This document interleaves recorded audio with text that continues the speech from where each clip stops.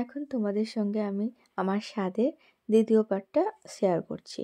এই যে সব জোগাড়যন্ত্র হচ্ছে, দুপুরে যে রান্নাটা, সকালে তো চিড়া-মুরগি খেয়েছি, ভিডিওটা দেওয়া আছে, যদি ইচ্ছা হয় দেখে নিও, আমার চ্যানেলে দেওয়া আছে ভিডিওটা, সকালের স্বাদের অনুষ্ঠানেরটা। আর এটা কেউ এখনও পর্যন্ত খায়নি, আমি তো একটু চিড়া-মুরগি মিষ্টি খেয়ে নিয়েছি, ওই জন্য সব কচুরি আনা হয়েছে, সব খাচ্ছে, তার সঙ্গে জোগাড়যন্ত্র হচ্ছে। আর এই স্বাদে তো আমাকে কোনো কাজকর্ম করতে নেই, আর আমার একদম বসে থাকতে অতটাও ভালো লাগে না, যতটা টুকটাক হয়তো করতে ভালো লাগে, কিন্তু এতে নাকি কিছু করতে নেই আমাকে, ওই জন্য আমার মা, শাশুড়ি মা, আমার যা সবাই মিলে করছে।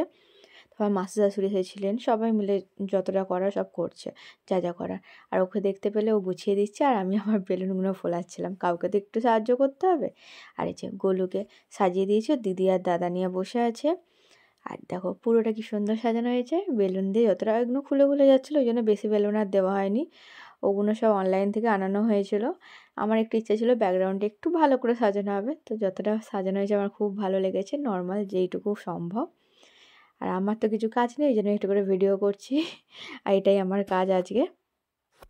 এই যে এটা কি সুন্দর করে লাগানো হয়েছে, বাট এগুলো খুলে খুলে পড়ে যাচ্ছিলো, বেশিক্ষণ থাকছিল না।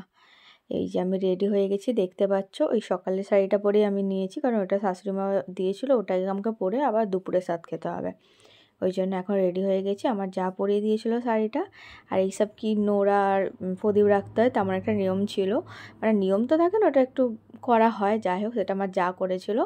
আর এখানে আমি নোড়া ধরেছিলাম, এবার আমি যখন প্রথম ধরেছি আমি বলেছিলাম মেয়ে হবে, বাট ওরা বললো না ছেলে হবে, কিন্তু যাই হোক আমার তো মেয়েই হয়েছে, তো তাতে কোনো অসুবিধা নেই।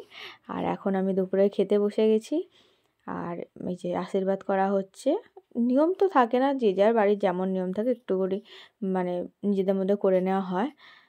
তো আশীর্বাদ করে দিচ্ছে আমাকে, আমার মা আশীর্বাদ করছে এখন।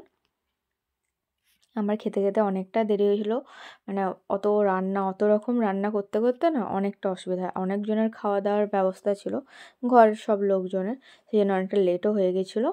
এই যে মা আশীর্বাদ করে দেওয়ার পরে এবার একটু ওরা খাইয়ে দেবে, মানে আমার মা, শাশুড়ি মা, এই যে আমার শাশুড়ি মা এখন পায়েস খাওয়াচ্ছে, আর পাশ দিয়ে আমার যা বলে দিচ্ছে যে ছোটো ছোটো মুখ করতে হয়, যেটা বললামই যে সাদের অনেক রকম নিয়ম থাকে, তার সঙ্গে হচ্ছে ছোটো করে মুখ করে খেলে বাচ্চার মুখ নাকি ছোটো হবে, এটা আমি মানি না, তবুও যেটা যা রিচুয়াল আছে এগুলো তো মানতে হবে একটু হলেও।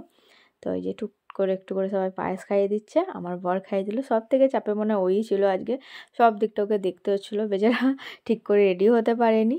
আর এটা আমার ভাই আমাকে একটু পায়েস খাইয়ে দিল, আমার দিদি ছিল না, আসতে পারেনি তখন, পরে আমার দিদি আমাকে সাথ দিয়েছে এসে, এটা আমার শ্বশুরবাড়ির তরফ থেকে সাথটা ছিল। আর আমার শরীর এতই খারাপ ছিল, আমি কোথাও যেতেও পারিনি, কারো বাড়িতে খেতেও পারিনি, আর তো আমার মাও দিয়ে দেবে, মানে এই বাড়িতে আমাকে দিয়েছে স্বাদ, রাতে আমার একটা শুকনো স্বাদ দেওয়া হয়েছে, কারণ আমার শরীরের অবস্থা খুবই খারাপ ছিল, সম্ভব হয়নি পরে একটু ওয়েট করা, কারণ আমার ডেলিভারি খুব তাড়াতাড়ি হয়ে গিয়েছিল, ওই জন্য। এই যে একটু ছবি তুলে নিচ্ছিলাম, আমার ভাই সব ভিডিও ছবি তুলে দিচ্ছিলো। আর কেমন লাগলো তোমাদের ভিডিওটা একটু জানিও। তো চলো, টাটা।